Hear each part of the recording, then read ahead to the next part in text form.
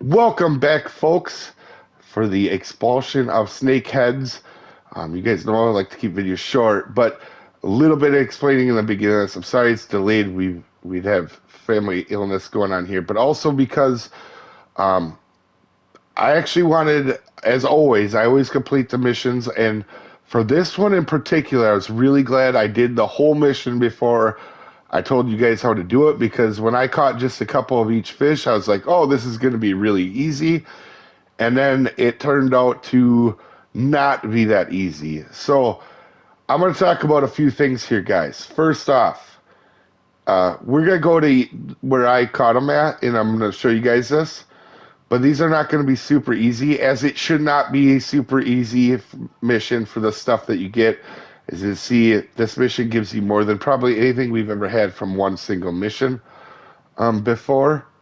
And I guess it should take time. Now, we're going to talk about a few things here. I did night, I did day, I did every lake. As you guys clearly can see, I was at every lake. You'll see it the videos at the end.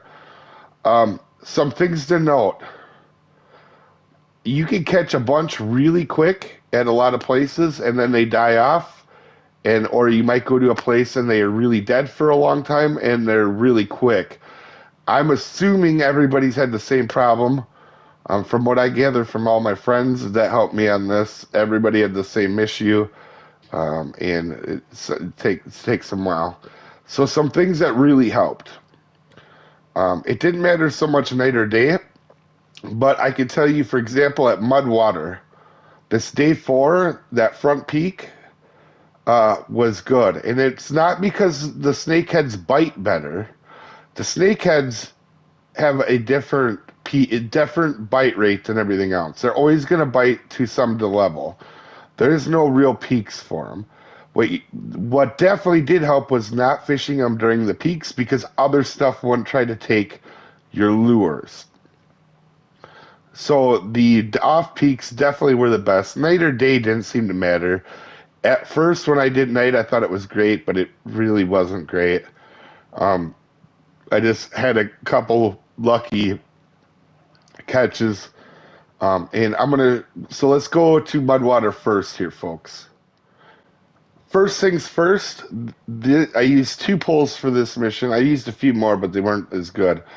But anyway, this setup right here, and you guys can pause it if you want to do it, and this setup right here made it pretty easy to reel them in for the most part, especially this pole here. This one was really good too. I use this one quite a bit.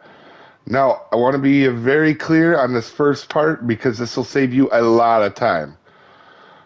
Put your Irish crawfish on your bass, or on your buzz bait. If you didn't know, right here, we'll go over here. There's 2 parts where it says, I will try to put my handy dandy arrows down right there. Oh, there we go. So put my handy dandy arrows up, blue arrow. The Irish crawfish and the leprechaun buzzbait. Want to say thanks to Rex, who helped me test this out. I'll put his screenshot here. He helped me test this too to make sure, but it counts for both. If you have it after you have the crawfish on the buzzbait, it'll count for both, and it still works really well for catching the snakehead. So that'll save you time right there. And I'll put the screenshot up now so you can see it.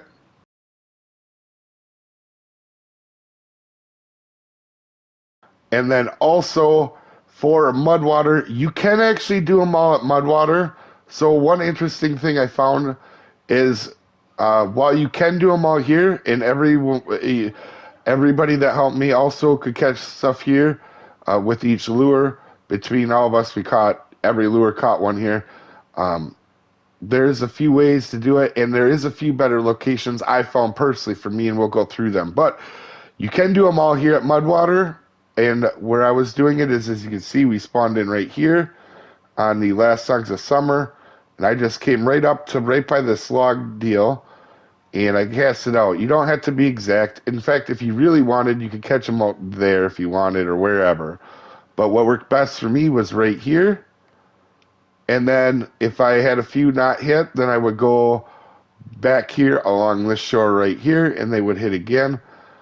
So at this place, I used this was the best place I found for the spoon, the walker, the buzzbait, and nymph combination right here. So that's going to knock out a big chunk of your thing.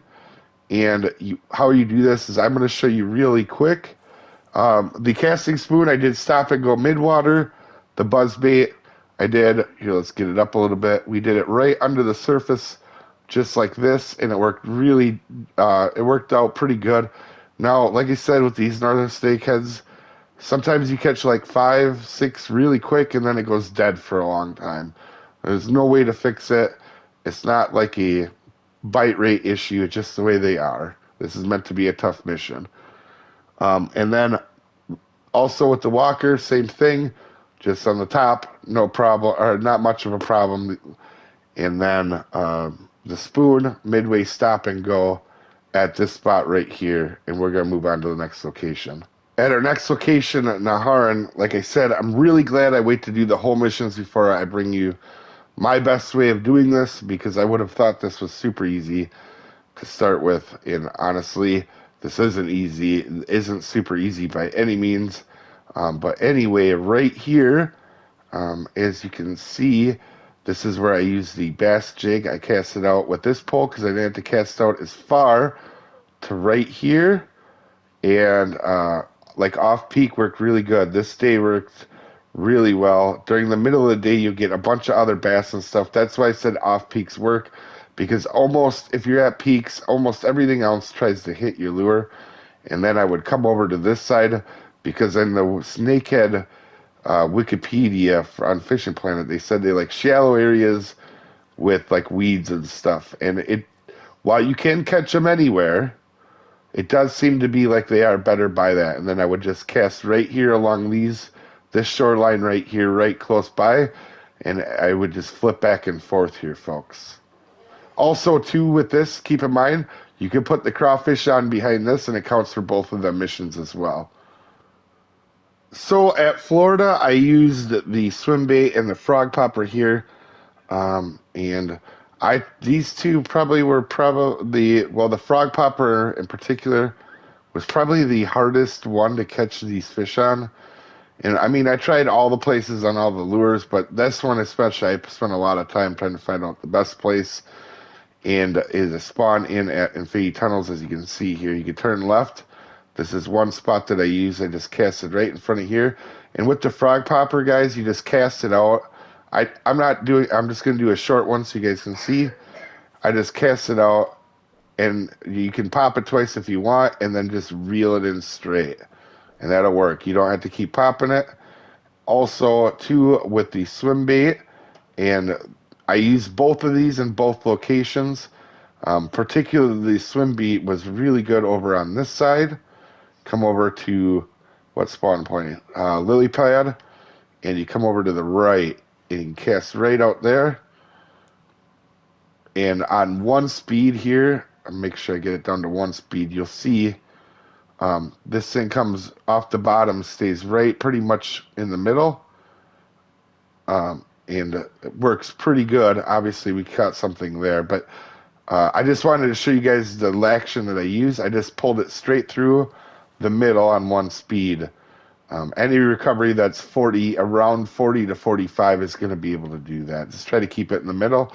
And also stop and go worked for friends as well on that swim bait.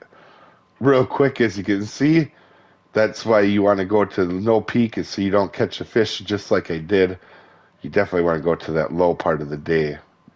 All right, at Weeping Willows, we're going to spawn at Willow Lake.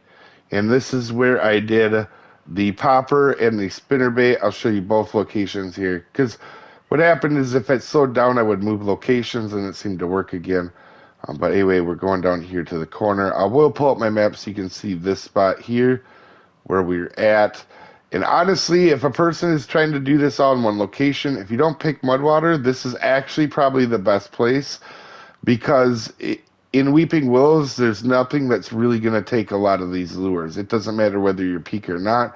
There just isn't going to be a lot that takes on these on a spinning setup here in Weeping Willows, obviously being carp based. So these are the two that I use here. And the popper I will show you really quick just so you can see. I just cast it out right here. And you can, if you want, you can pop twice and you can reel in, get it to say popping if you want, but you don't need it to say popping if you don't want to. You can just do it naturally and pull it in just like this. I'm going to reel in here quick. Also, cool thing about weeping willows is you can actually see them bite, which is really cool. And um, I will show you the other spot. I use both of these in both locations. We're going to go up here to Cave Lake, and we're going to go up to the corner here. There we go, right here.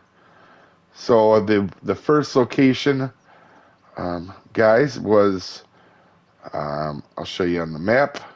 Was this corner right over here, and then this one is right here. As you can see, actually, you can see one of my snakeheads there, one of my decent ones.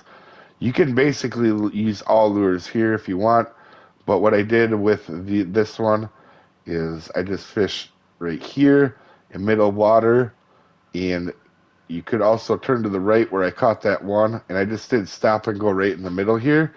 But you could also cast over to that right where you see the markers over there, too, if you want. They worked over both there, too. So being that the spinnerbait had the most, one of the most amount of fishes you had to catch, I had a lot of practice with it. It seemed to work pretty well.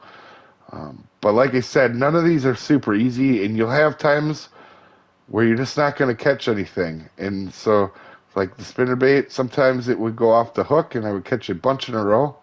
And then sometimes it would get quiet. It just seems like the nature of these snakeheads. Oh, wait, also, if you did the In Search of a Lucky Oyster 2 and got the boat that way, you can see over here, as I did, you will get copies of also the hat and the boat. As you can see here, you'll get two of them. It is a 28 mile an hour, 45 kilogram boat, just to help you out. But like I said, guys, this is a tough mission, and I wanted to be clear about that. This is not going to be super easy. I'm not going to lie to you, say there's an easy way for these. I have no problem telling you guys that these are going to be a little bit tough. But anyway, guys, hopefully this helps you out, and we'll see you next time, folks.